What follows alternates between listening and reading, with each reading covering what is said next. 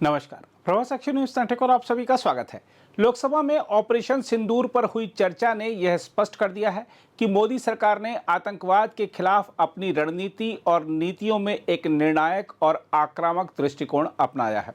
प्रधानमंत्री नरेंद्र मोदी, केंद्रीय गृह मंत्री अमित शाह, रक्षा मंत्री राजनाथ सिंह और विदेश मंत्री एस जयशंकर ने अपने भाषणों में यह संदेश दिया कि भारत न केवल हमलों का त्वरित जवाब देने में सक्षम है, बल्कि हर बार नए मानक भी स्थापित करता है। सबसे पहले प्रधानमंत्री नरेंद्र मोदी के भाषण की बात करें तो आपको बता दें कि उनका संबोधन इस बात का प्रमाण था कि अब आतंकवादियों के आकाओं को पता है कि भारत चुप नहीं बैठेगा। उन्होंने बताया कि 22 अप्रैल के पहलगाम हमले का बदला भारत ने मात्र 22 मिनट में निर्धारित लक्ष्यों पर सटीक सैन्य प्रहार कर ले लिया था। मोदी ने 3 मुख्य संदेश दिए। पहला, भारत अपनी शर्तों पर जवाब देगा और अब कोई परमाणु ब्लैकमेलिंग नहीं चलेगी। दूसरा, इस ऑपरेशन में मेड इन इंडिया ड्रोन और मिसाइलों का सफल प्रयोग भारत की रक्षा स्वायत्तता का प्रतीक था। तीसरा, उन्होंने बताया कि संयुक्त राष्ट्र के 193 देशों में से केवल 3 देशों ने पाकिस्तान के पक्ष में बयान दिया, जबकि बाकी देशों ने भारत का समर्थन किया। मोदी ने विपक्ष पर यह आरोप भी लगाया कि उसके नेता पाकिस्तान की भाषा बोल रहे हैं और जवानों के पराक्रम को राजनीतिक चश्मे से देख रहे हैं। यह विपक्ष की नैतिक अस्थिरता को उजागर करता है। वहीं केंद्रीय गृह मंत्री अमित शाह के संबोधन पर गौर करें तो आपको बता दें कि उन्होंने स्पष्ट किया कि पहलगाम हमले के मास्टरमाइंड सुलेमान अफगान और जिब्रान जैसे ए श्रेणी के आतंकियों को ऑपरेशन महादेव में मारा गया। उन्होंने बताया कि यह अभियान भारतीय सेना, सीआरपीएफ और जम्मू कश्मीर पुलिस के संयुक्त प्रयास का नतीजा था।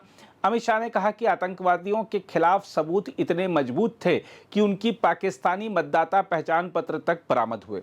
उन्होंने विपक्ष पर कटाक्ष करते हुए कहा कि यह कैसी राजनीति है कि आतंकियों के मारे जाने पर भी उनके चेहरे फीके पड़ गए।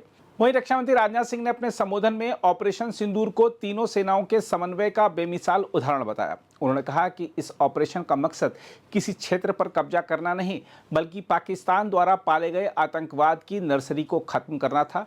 राजनाथ सिंह ने पाकिस्तान को स्पष्ट चेतावनी दी कि यदि उसने दोबारा आतंकवादी गतिविधियां की तो ऑपरेशन सिंदूर को पुनः शुरू करने में देर नहीं लगेगी। उन्होंने स्पष्ट किया कि 10 मई की सुबह भारतीय वायुसेना के करारे हमलों के बाद ही पाकिस्तान ने संघर्ष विराम की पेशकश की थी।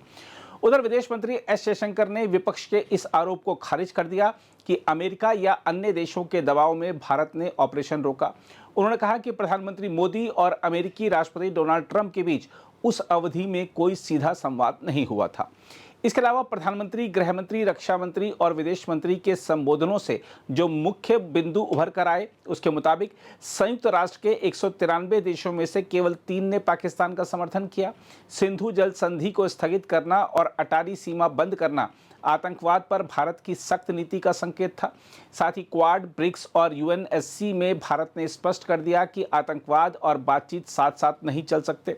देखा जाए तो मोदी सरकार ने पहलगाम हमले का बदला लेने के दौरान 22 मिनट में जवाबी कार्रवाई कर यह दिखाया कि अब लंबी चर्चाओं का समय खत्म हो चुका है। मेड इन इंडिया हथियारों के प्रयोग ने पाकिस्तान की मिसाइल और ड्रोन तकनीक की पोल खोल दी।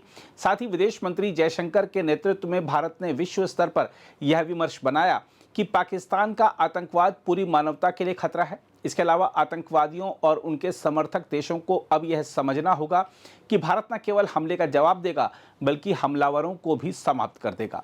देखा जाए तो ऑपरेशन सिंदूर ने यह सिद्ध कर दिया कि भारत अब प्रतिरक्षात्मक नहीं, बल्कि प्रहारक रणनीति अपनाने वाला राष्ट्र है। आतंकियों को यह संदेश मिला कि उनके आकाओं को भी सुरक्षित ठिकाने नहीं मिलेंगे। मोदी सरकार ने न केवल पाकिस्तान की सैन्य और आतंकवादी क्षमता को करारा झटका दिया है, बल्कि वैश्विक मंच पर यह स्थापित कर दिया है कि भारत किसी भी बाहरी दबाव में नहीं झुकेगा। यह नया भारत आत्मनिर्भर है, निर्णायक है और अपनी जनता के हितों की रक्षा करने के लिए किसी भी हद तक जाने को तैयार है। बहरहाल, संसद में दिए गए ये भाषण भारत की रक्षा नीति, आतंकी हमले का जवाब देने की नीति और विदेश नीति के परिदृश्य को दृढ़ता से प्रस्तुत करते हैं। इसमें कोई दो राय नहीं कि मोदी सरकार ने आतंकवाद के विरुद्ध राष्ट्रीय आवाज बुलंद की है। हालांकि विपक्ष द्वारा सुरक्षा, चौकसी और खुफिया विफलता पर की गई आलोचना भी ध्यान देने योग्य है।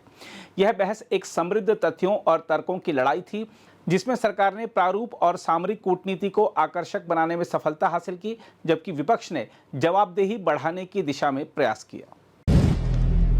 अगर आप भी लेना चाहते हैं देश दुनिया की तमाम जानकारी तो आज ही सब्सक्राइब करें हमारे चैनल को। साथ ही नीचे दिए बेल आइकन को जरूर दबाएं ताकि हर अपडेट आप तक पहुंच सके।